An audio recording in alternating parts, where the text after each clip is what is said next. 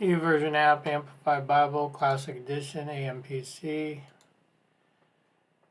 2 Samuel 3. There was a long war between the house of Saul and the house of David, but David grew stronger and stronger, and the house of Saul grew weaker and weaker.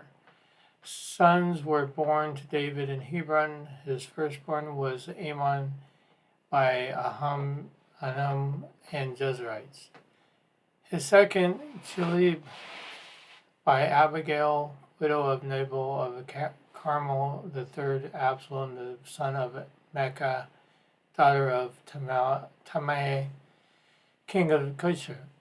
The fourth, Adajah, the son of Hejeth, and the fifth, Shephanitha, the son of Abitah. And the sixth, Ithream by Ijel, David's wife. These were born to David in Hebron. While there was war between the house of Saul and David, Abner was making himself strong in the house of Saul. Now Saul had a concubine whose name was Rizpah, daughter of Aiah and Ishbosheth, and Ab said to Abner, "Why have you gone into my father's concubine?" Then Abner was very angry at the words of Ishbosheth, and said, "Am I a dog's head, despicable and hostile against Judah? This day I keep showing kindness and loyalty to the house of Saul, your father, to his brothers and to his friends, and have not delivered you into the hands of David. And yet you charge me today with a fault concerning this woman.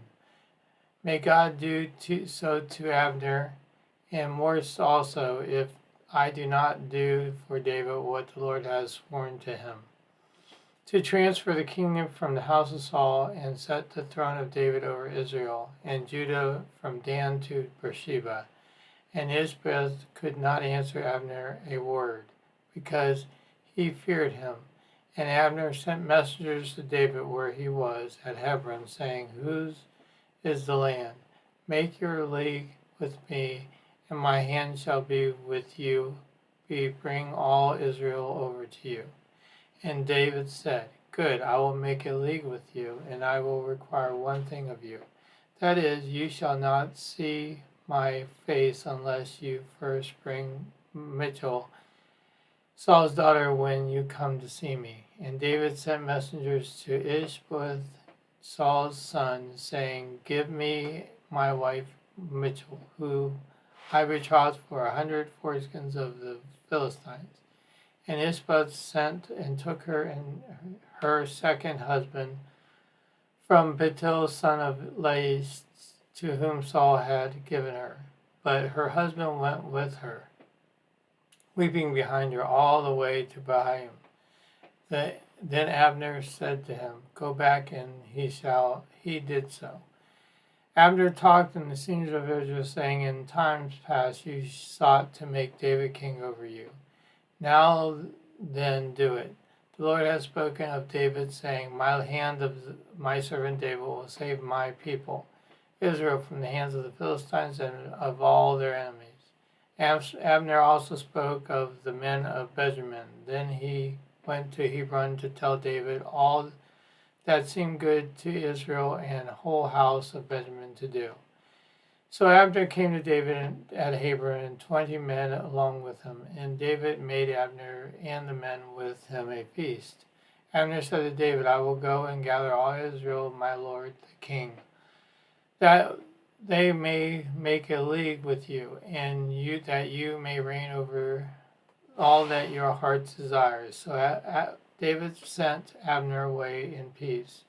Then the servants of David came to Joab from the pursuing a troop and brought much spoil with them. But Abner was not with David in Hebron, and he had sent him away, and he had gone in peace. Then when Joab and all the army with him had come, it was told to Joab, Abner's son Ner came to the king, and he sent him away, and he is gone in peace. Then Joab came to the king and said, "What have you done?" Behold, Abner came to you. Why is it that you have sent him away, and he is quite gone? You know that Abner, son of Ner, came to deceive you, and to know your going out and coming in, and all you are doing.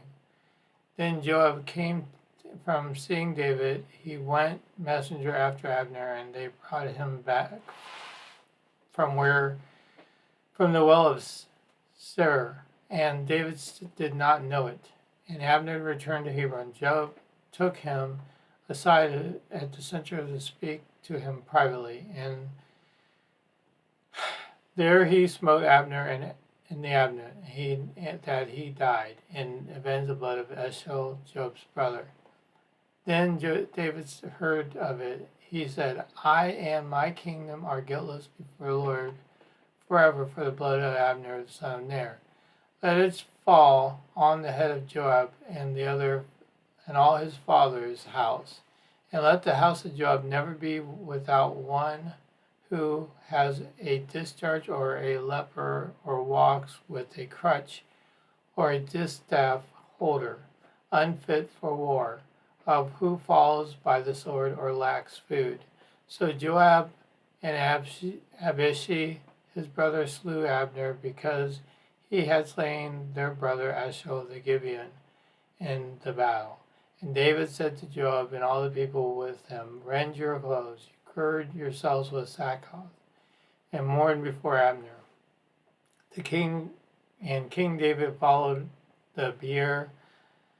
They buried Abner in Hebron, and the king lifted up his voice and wept and gave grave of Abner, and all the people wept. And the king lamented over Abner, and he said, Should Abner die as a fool dies? Your hands were not bound, or your feet put into fetter. As a man falls before wicked men, so you fell, and all your people wept again over him. All the people came to urge David to eat food while it was yet day, and David took an oath, saying, May God do to me, and more also, if I taste bread or anything else till the sun is down. And all the people took notice of it, and they pleased them, as whatever the king did pleased all the people. For all the people and all Israel understood that day that it was not the king's will to slay Abner, son of Ner. King David said to his servants, Do you not know that a prince and a great man has fallen this day in Israel?